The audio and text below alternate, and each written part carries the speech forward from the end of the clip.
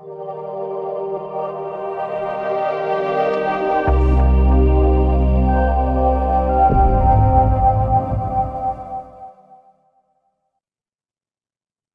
and welcome to our program on issues of importance to the Caucasus. I'm Dr. Joanne Lysosky, author and journalism educator.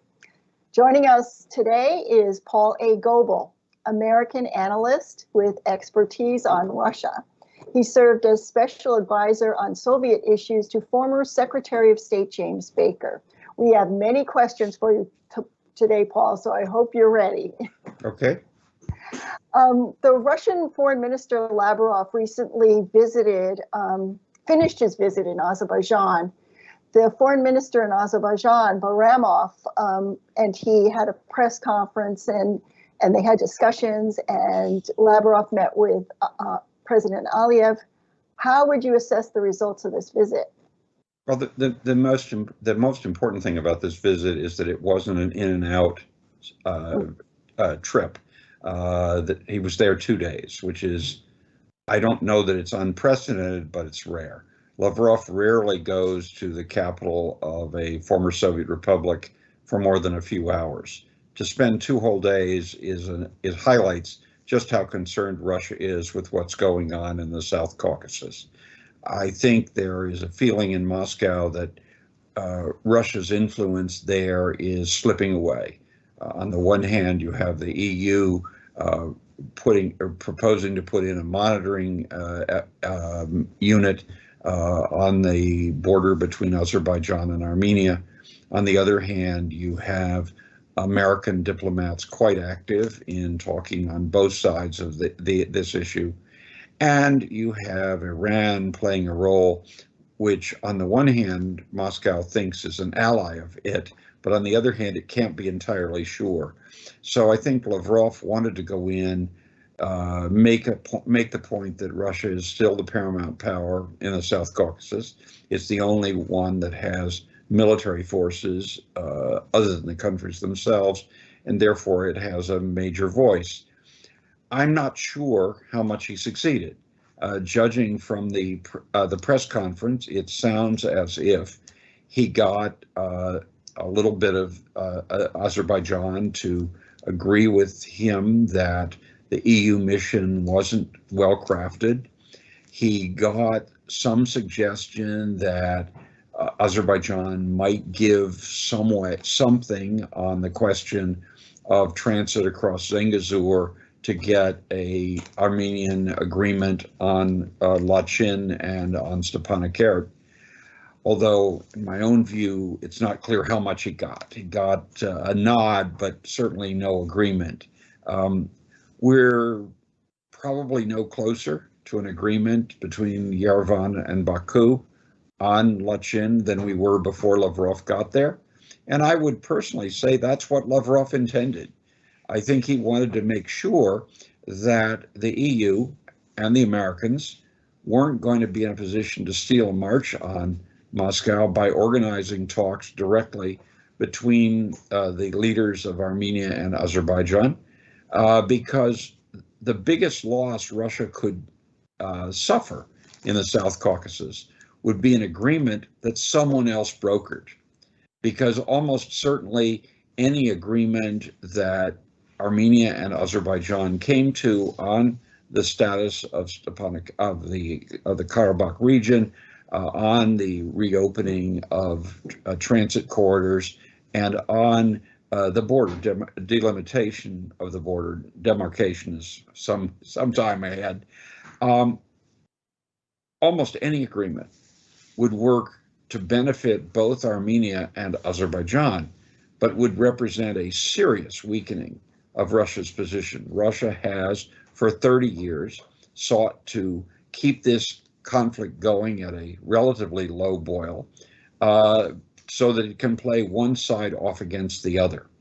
And while it has recently talked about peace, talking about peace is the coin of the realm of diplomats. Whether you're actually interested in promoting it is another matter altogether. So one thing that Lavrov did chastise Armenia about was that the failed participation in the December meeting in Russia that he brokered.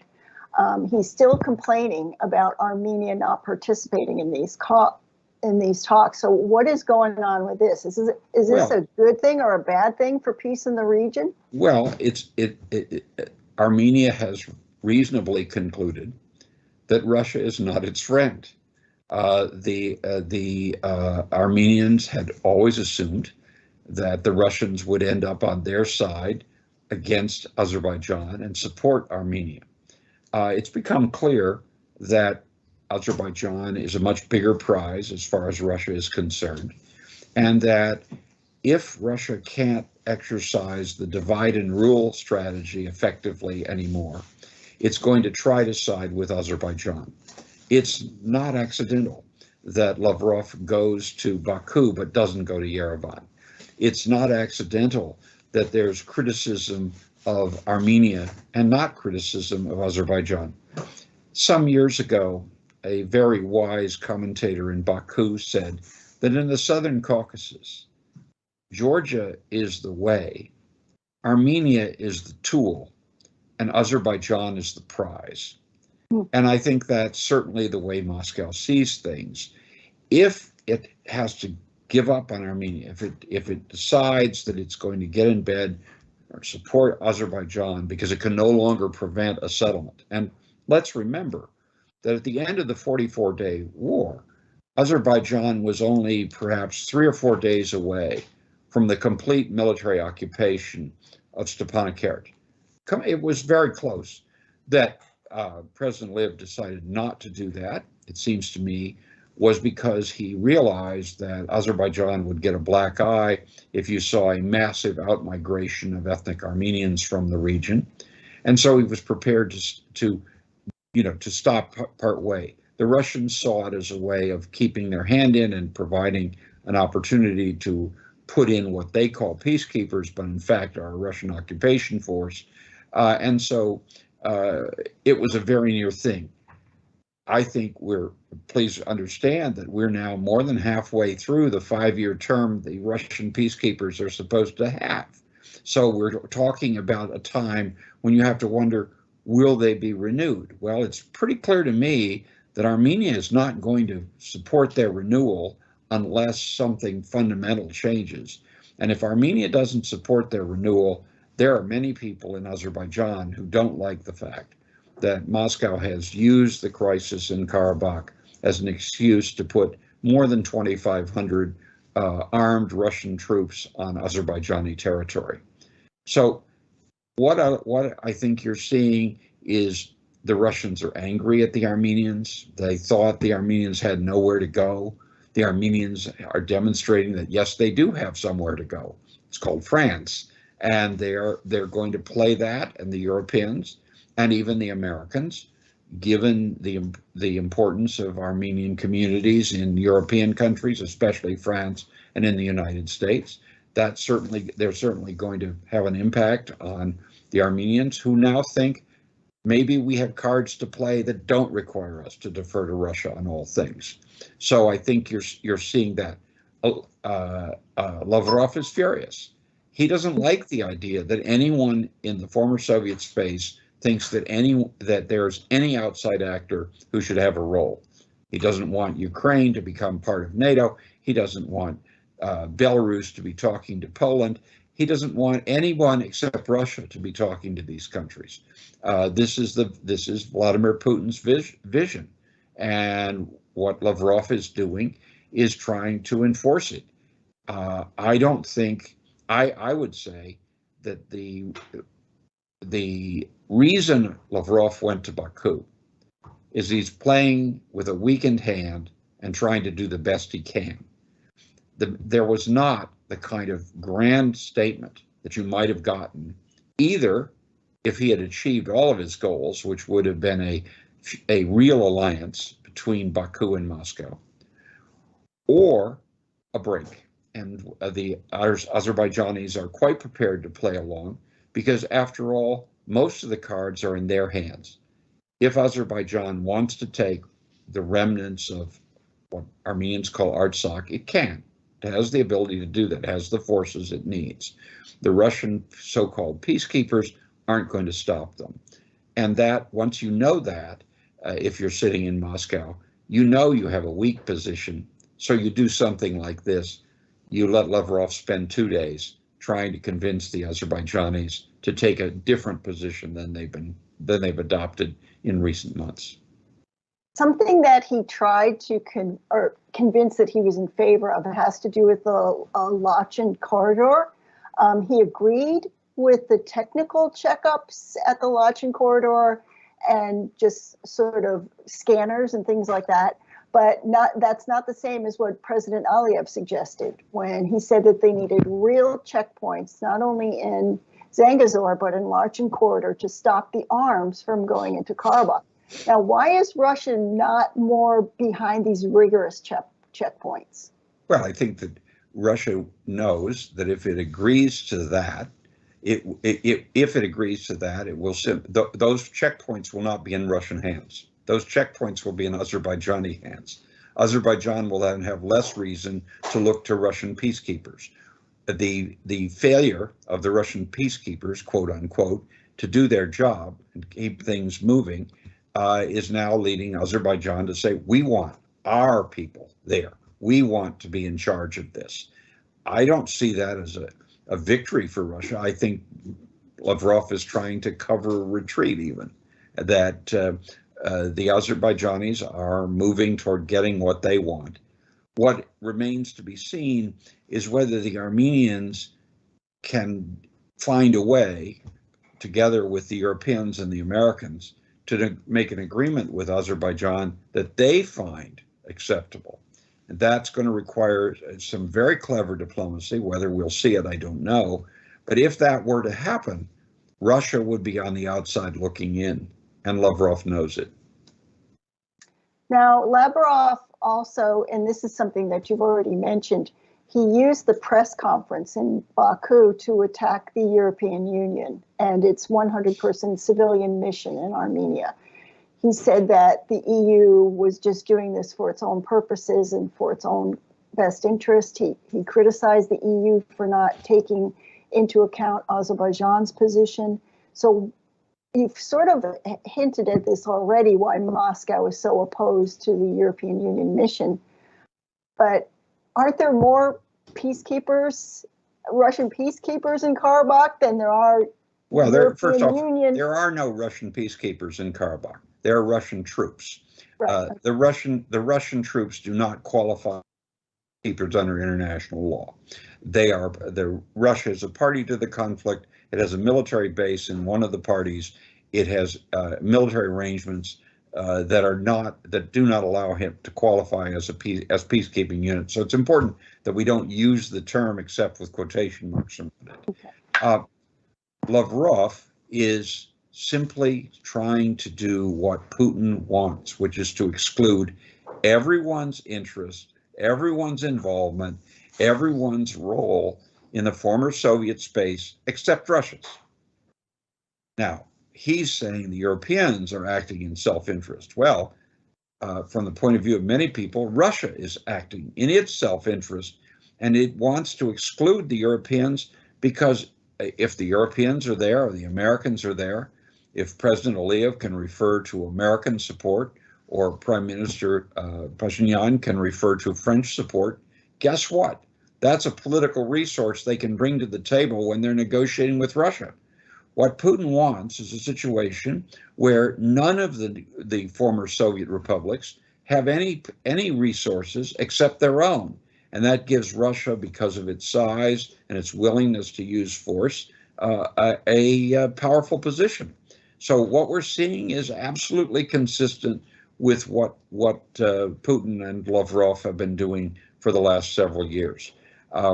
Many people want to have a breakthrough, want to talk about a breakthrough whenever there's a meeting at the higher levels. This is one of the things that Vladimir Putin and Foreign Minister Lavrov have understood very well. The Western media is very easy to play. All you do is schedule a meeting at the highest levels, and then there gets to be all this talk about how we're finally going to have a breakthrough. And if Moscow is the convener of those talks, then Moscow is playing a positive role toward getting an agreement. That's nonsense.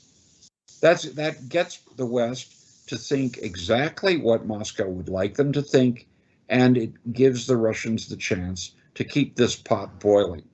The reason the European presence and the American presence are so important is that it reduces the role of Russia as a spoiler. It gives both of these countries the chance to negotiate directly. I've believed since 1988 that the way in which there's going to be an agreement between Baku and Yerevan is for Baku and Yerevan to talk directly, not have it orchestrated and imposed by somebody outside. The Russians don't want an agreement unless they can impose it, and right now they're not in a position to impose it, so they don't want an agreement.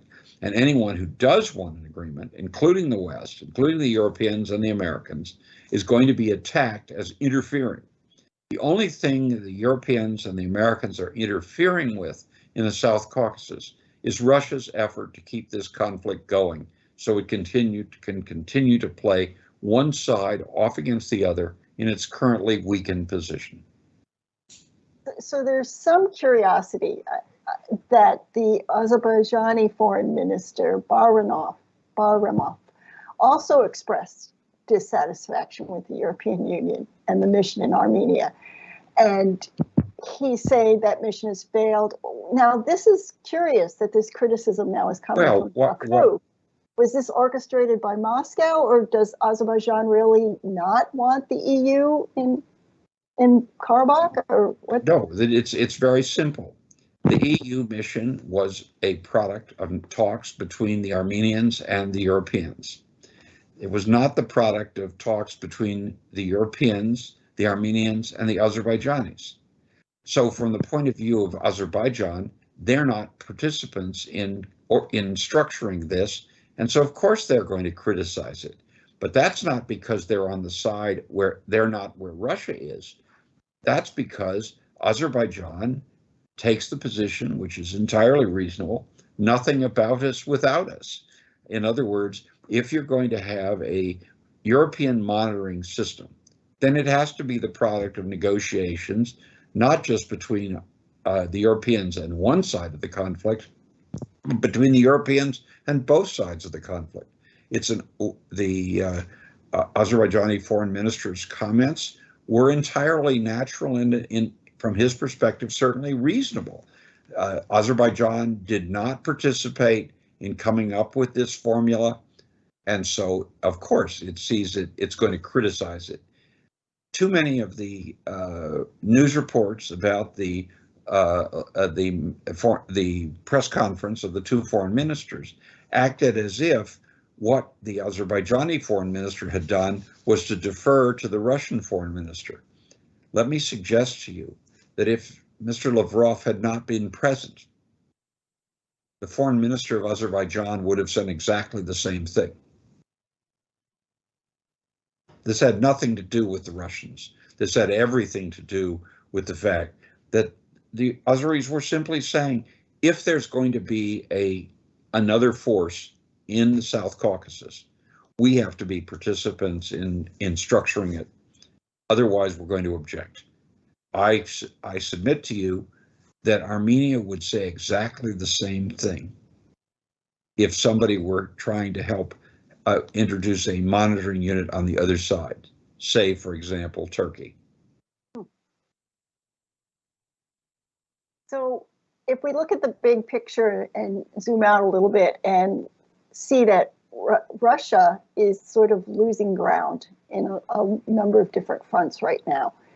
And the war isn't going the way that Putin planned. And we're seeing Azerbaijan and Armenia sort of taking advantage of that in a certain degree. We have Pashinyan not showing up for the peace talks. Azerbaijan speaking positively about Prague. Is this Russian weakening causing Azerbaijan and Armenia to become more bold? Well, I think what you see, look, there are fewer Russian forces in the South Caucasus today than there were a year ago. And the reason they are is because Vladimir Putin has stripped the country in order to keep his war going without having to mobilize the population. I don't have the exact statistics on my fingertips, but they're pulling troops out of Russian bases in the North Caucasus. They're pulling them out of Karelia. There are whole areas which are being denuded of Russian forces because you're using those troops in Ukraine. In a situation like that, Russia doesn't have the sticks that it used to have to beat people over the head to get what it wants, and it clearly doesn't have any carrots to offer either. So what in that situation, it's entirely natural that other participants in the conflict are going to try to take advantage of that situation. Had Putin not foolishly expanded his invasion of Ukraine February a year ago, I don't think we would have some of the things going on in the South Caucasus, simply because both Azerbaijan and Armenia can see that Russia is not nearly as important to their lives as it was. Russia is an outcast internationally. Its allies are people like North Korea and Iran, hardly the top 10 vision of good government anywhere.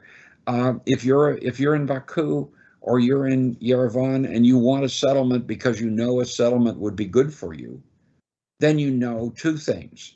One is you want as many outside partners involved as possible so that you have continued to put pressure on the Russians.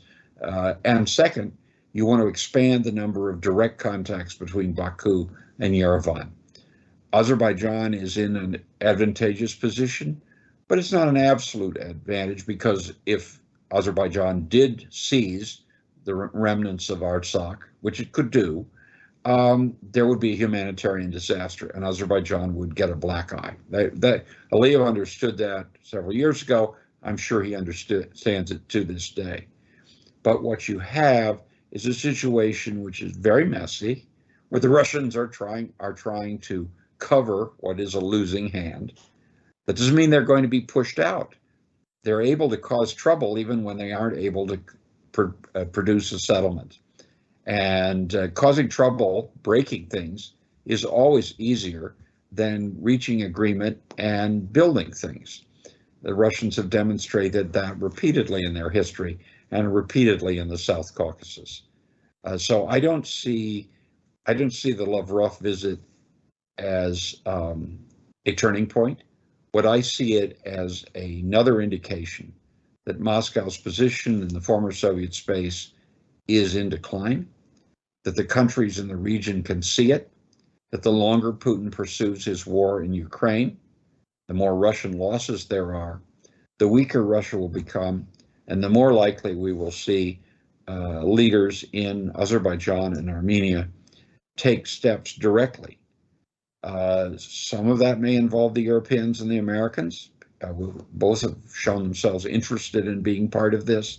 But ultimately, it comes down to having a group of Armenians and a group of Azerbaijanis sit at a table and reach a peace.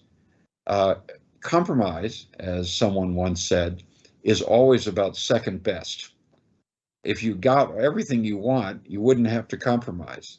The question is, are there people with enough political resources in Baku and Yerevan to give up a few things in order to get the bigger piece? Giving up those things is not easy, because there will be people in Yerevan or people in Baku who resent having to give up anything. And so that's the way this game is going to play out for some time to come. Now, again, back on Russia, and you mentioned in your blog window on Eurasia that last year, when Putin declared war on Ukraine, was as an important point in Russian history as the revolution in 1917. Can you elaborate a little bit more on that? Well, it is. That was not my point. It was right. A point made but by do you agree with that? Nezavisima Gazeta, the editors, in a lead article. I happen to agree with it. 1917 was an announcement by the Bolsheviks that they were breaking with the West, they were breaking with the international community, and they were going to create something fundamentally new. 2022, and indeed the last 12 months, has been again Russia announcing it's breaking with the West, not in pursuit of a glorious communist future, which is what the Bolsheviks thought they were going to do before burying the revolution in blood and the Great Terror. But what we see is a Russia cutting itself off from the rest of the world.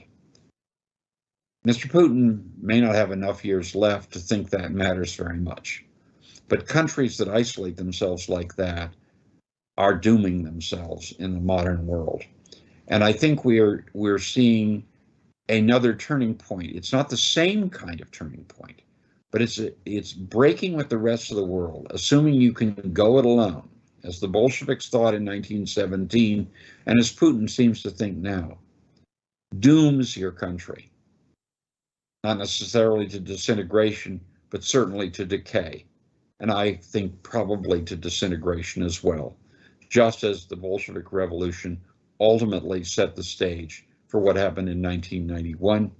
I think what Mr. Putin did on February 24th, 2022, sets the stage for another step in the disintegration of the world's last great land empire.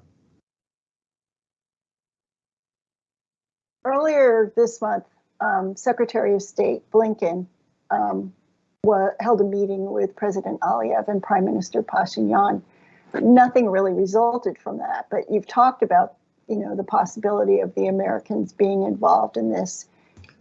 Can the Americans bring the region closer to peace? Or the Americans were there. The Americans have not been there at that level in recent years.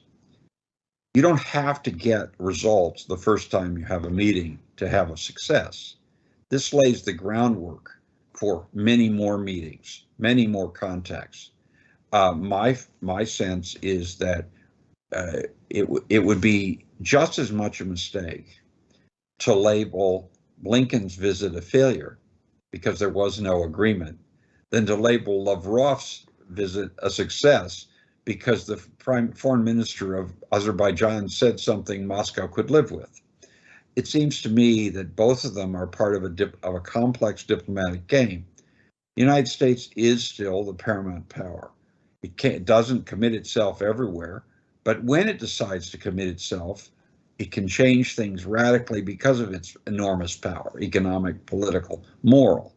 And I think that the fact that Secretary Blinken went to Baku is a terribly important signal that the United States cares a lot about this area.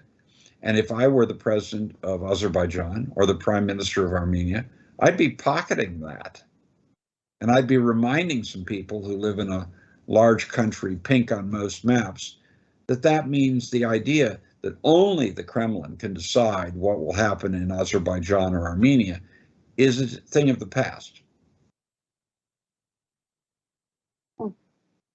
So you talk about the past. What about the future? That there is suggestions out there that Moldova may be the next target. President Biden just expressed solidarity with Moldova and President Sandu. And President Sandu said that Zelensky sent him evidence that Russia is plotting a coup against Sandu. Is Russia capable of starting another war? Is Russia capable of causing problems? Of course. You've got Russian troops in the Transnistria. You've got the ability to put forces in there. Does Moscow have the capacity to win a war in Moldova? The answer is probably not. Does it have the ability to cause one? Absolutely. That doesn't mean it's going to succeed. It had the ability to start a war in Ukraine, but it isn't winning. And so we have to make a distinction between, can Russia cause a war in Moldova? Yes, it can. Can it win a war in Moldova? Almost certainly not. And so that's if Putin is going to double down and think that by doubling it, there's a number of very big things that people aren't talking about. Moldova's relationship with Romania is very close. In fact, there are many Moldovans who define themselves as Romanians. Romania is a member of NATO. It has a significant and modern army that I find it difficult would sit aside if the Russians tried to put forces into Moldova in a major way. If Romania were to move in that direction, NATO would be drawn in. Does Putin really want to have a war with NATO? I think he wants to, for ideological reasons, to talk about one. But I think at the end of the day, he doesn't want one, because that is a war that he would certainly lose. Finally, I want to talk about what we're hearing a great deal in the US, which is the possibility of China supporting Russia in its efforts, in its war efforts. So in your estimation, what is the possibility of China stepping in with support? China doesn't want to see Russia demolished, but China isn't going nearly as far in supporting Moscow as Moscow expected it to. That's why the Russians are buying drones from Iran. I think the Chinese believe that as long as Russia is around, the West, the Americans in particular, will divide their focus between Beijing and Moscow, and that coming together would only make it easier for the West to go after China as well. So I think the Chinese are not going to be nearly as supportive of Russia as many in the West are suggesting, and as Putin would like to believe. That doesn't mean that we're not going to see the Chinese doing something. They're going to be happy to demonstrate that they too are players internationally. They are genuinely on the road to being a superpower, just as Russia is quite clearly on the road to not being one. Thank you, Paul, for your insights. It's always a pleasure talking to you, and I'm sure I will be doing that again soon.